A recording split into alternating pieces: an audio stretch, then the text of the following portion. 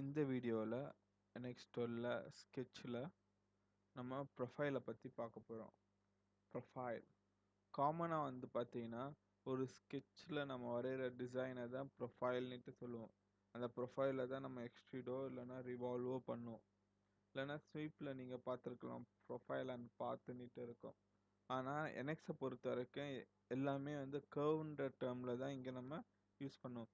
இதில் ப்ரொஃபைல்ன்ற வேர்டு பார்த்தீங்கன்னா எதுக்குன்னா, இந்த ப்ரொஃபைல் வேர்டை பாலிலைன் வேர்டை நம்ம யூஸ் பண்ணிக்கலாம். இல்லைன்னா கண்டினியூஸ் லைனுக்கு இந்த ப்ரொஃபைல்ன்ற வேர்டை யூஸ் பண்ணலாம். ஸோ நான் இதை கிளிக் பண்ணோன்னே எனக்கு லைன் ஆப்ஷனும் இருக்குது, ஆர்க் ஆப்ஷனும் இருக்குது.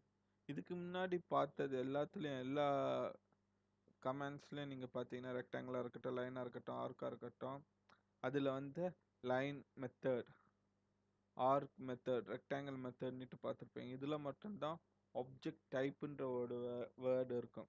அது காரணம் என்னென்னா, இப்போ நான் ஒரு லைன் ஃபார்ம் பண்ணுறேன்னா இதை என்னால் கண்டினியூஸாக பண்ண முடியும்.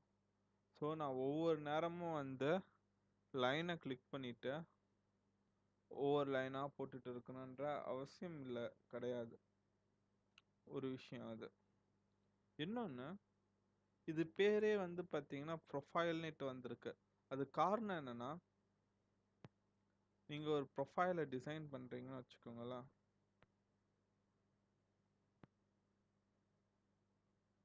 ஸோ இந்த இடத்துல எனக்கு ஒரு ஆர்க் வேணும். ஸோ நான் இந்த ஆர்க்கை கிளிக் பண்ணிவிட்டு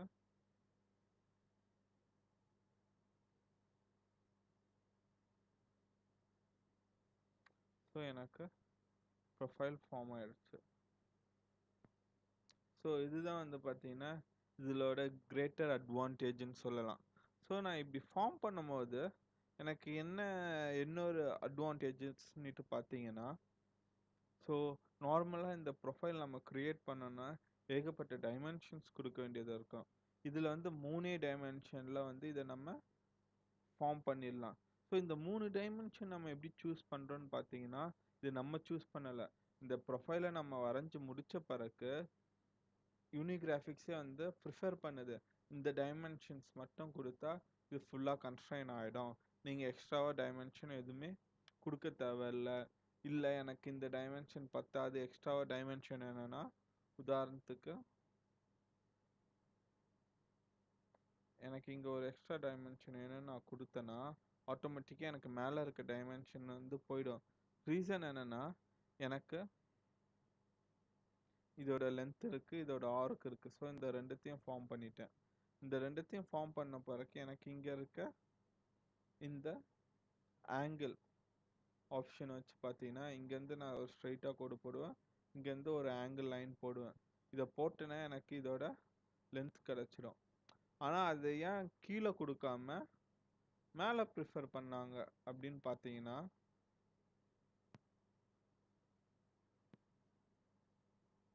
அப்பந்தான் பார்த்தீங்கன்னா இந்த சைடு கொடுக்கப்பட்ட ஆங்கிளில் யூஸ் பண்ணலாம். இப்போ எனக்கு இந்த ஆர்க் லென்த் டயமீட்டர் ரேடியஸ் கொடுத்தாச்சு. இந்த லென்த்தும் கொடுத்த பிறகு எனக்கு இந்த லைன் ஆட்டோமேட்டிக்காக ஃபார்ம் ஆகிடும். இல்லை எனக்கு இங்கே ஆங்கிள் வேணும்,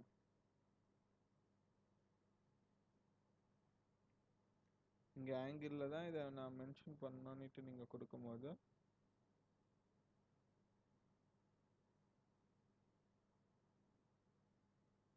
ஸோ எனக்கு இந்த லென்த் இருக்குது, இந்த ஆங்கிள் இருக்குது, இந்த லைன் இருக்குது.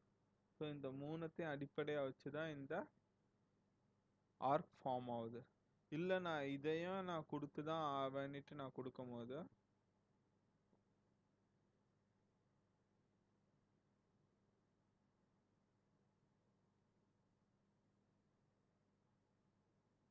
ஸோ இதில் நான் ரேடியஸ் நீட்டு தனியாக மென்ஷன் பண்ணுறேன். ஸோ இந்த பார்த்தீங்கன்னா இது ஓவர் கன்ஸ்ட்ரைன். ஸோ ஓவர் கன்ஸ்ட்ரைன்றது பார்த்தீங்கன்னா நம்ம எப்படி டைமென்ஷன் பண்ண தெரியாமல் அளவுக்கு அதிகமாக கொடுக்குற போது தான் உருவாகக்கூடியது. ஸோ இதை பொறுத்த வரைக்கும் நான் இதை இப்போ எனக்கு இந்த ஆங்கிள் தேவையில்லை. இந்த ஆங்கிளை டெலீட் பண்ண பிறகு எனக்கு ஃபுல்லி கன்ஸ்ட்ரைன் ஆகிடும். ஏன்னா இது ஓவர் கன்ஸ்ட்ரெயின் கிடையாது இப்போ. ஓகேவா? ஸோ ஒரு ப்ரொஃபைலை க்ரியேட் பண்ணும்போது ஆட்டோமேட்டிக்காக வர டைமென்ஷன்ஸ்க்கும் நம்ம கொடுக்குற டைமென்ஷன்ஸ்க்கும் இருக்கிற ரிலேபிலிட்டியை பொறுத்து தான் நம்ம அதை சூஸ் பண்ணலாமா இல்லைன்னா நம்மளே ஓனாக கொடுக்கலாமான்னுட்டு. சில இடத்துல ஆங்கிள் மென்ஷன் பண்ண மாட்டாங்க. ஏன் ஆங்கிள் மென்ஷன் பண்ண மாட்டாங்கன்னா ஸ்கேலை மட்டும் அடிப்படையாக வச்சு, இல்லைன்னா அவங்க மார்க் பண்ணுற மிஷின்ஸ் வந்து பார்த்தீங்கன்னா ஆங்கிள்ஸ் யூஸ் பண்ணாமல் லீனியர் டைமென்ஷனும் ஆர்க்கையும் வச்சு மட்டும் மார்க் பண்ணுற டூல் அவங்க வச்சுருந்தா அவங்க எந்த டூல் யூஸ் பண்ணுறாங்களோ அதுக்கேற்ற மாதிரி தான் நம்ம டைமென்ஷன்ஸ் இங்கே மார்க் பண்ணி ஆகணும். அவங்க அங்கே வந்து ரேடியஸும் லென்த்தும் இருந்தால் மட்டும்தான் அவங்களுக்கு அங்கே வேலை நடக்கணும். ப்ரொடக்ஷனில் நம்ம இங்கே மார்க் பண்ண போகிற டைமென்ஷன் வந்து பார்த்திங்கன்னா ரேடியஸும் லென்த்தும் மட்டும்தான். இதை நம்ம வந்து டிராஃப்டிங்கில் டீட்டெயிலிங்கில் பார்த்துக்கலாமே. ஏன் இதுலேயே பண்ணோன்னா நீங்கள் இதில் வந்து பண்ணால் மட்டும்தான் டீட்டெயிலிங்கில் உங்களுக்கு வந்து ஈஸியாக வந்து அப்சர்வ் பண்ண முடியும். ஓகே, இது வந்து பாசிபிள், இந்த 3 டைமென்ஷன் கொடுத்தாலே இது அரெஸ்ட் ஆகுது. நம்ம பிளைண்டாக போய் வந்து ஒரு டைமென்ஷன் கொடுக்கணும்னு அவசியம் கிடையாது. இந்த ப்ரொஃபைல் க்ரியேட் பண்ண இந்த 3 டைமென்ஷன் தான் போதும்னுட்டு. ஓகேவா? ஸோ எப்பவும் நீங்கள் டீட்டெயிலிங்கில் என்ன டைமென்ஷன்ஸ் கொடுக்க போகிறீங்களோ அதை ஒட்டி நீங்கள் வந்து மாடலை க்ரியேட் பண்ணாதான் உங்களால் 100% ஷூராக சொல்ல முடியும் நான் கொடுக்குற டைமென்ஷன்ஸை வச்சு கண்டிப்பாக இந்த மாடலை டிசைன் பண்ண முடியுன்றதை. ஓகேவா? இந்த வீடியோ பிடிச்சிருந்துச்சுன்னா லைக் பண்ணுங்கள், ஷேர் பண்ணுங்கள், கமெண்ட் பண்ணுங்கள், மறக்காமல் சப்ஸ்கிரைப் பண்ணுங்கள். தேங்க்யூ.